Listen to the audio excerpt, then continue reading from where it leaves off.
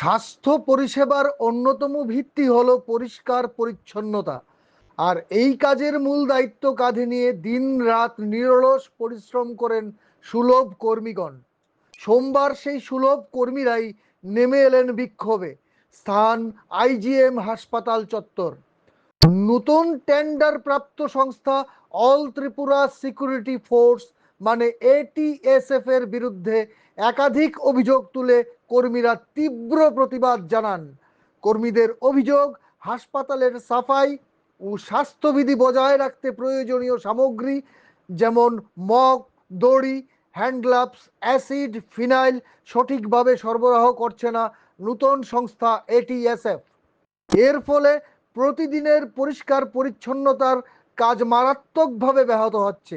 শুধু তাই নয়, কর্মীদের দিয়ে নির্ধারিত দায়িত্বের বাইরে বাড়তি কাজ করানো হচ্ছে, অথচ এর জন্য কোনো প্রশিক্ষণ, নিরাপত্তা ব্যবস্থা বা অতিরিক্ত পারিশ্রমিক দেওয়া হচ্ছে না।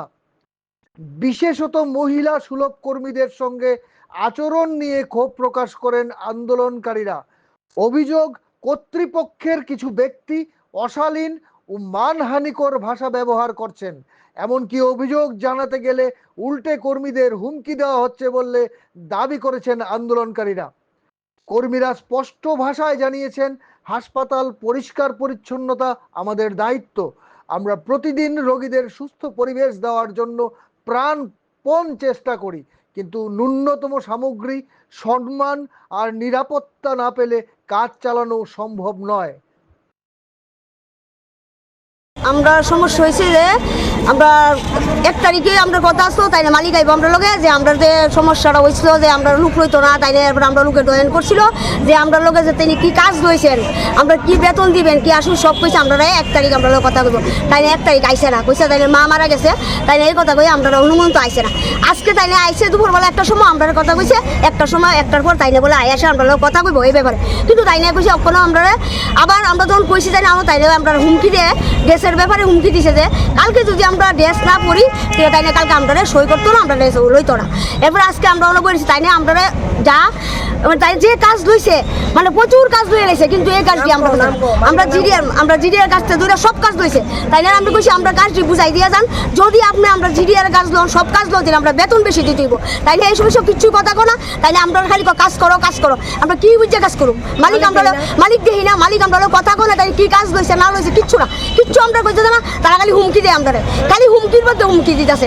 আচ্ছা আমরা কিছু করতে পারতাম না, 10 লাখ টাকা দিয়ে লাইছি এভাবে, হ্যাঁ 10 লাখ মাথা কিনে লাইছি, এই ওয়ার্ড মাসও 10 লাখ দিছি, এমএসএফিসও 10 লাখ দিছি, তোমরা আমরা কিছু করতে পারতাম না, একটা হুমকি বার আমরা একটা বসমও শিখতে পারতাম না, এই ঢুকছে আমরা আমরা কিছু করতে পারতাম না, তাই না আমরা যা সমস্ত তা করতেছে।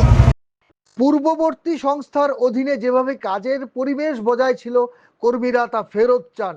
তাদের বক্তব্য, পুরনো সংস্থা না ফিরলে তারা ভবিষ্যতে আরো বৃহত্তর আন্দোলনের পথে হাঁটবেন।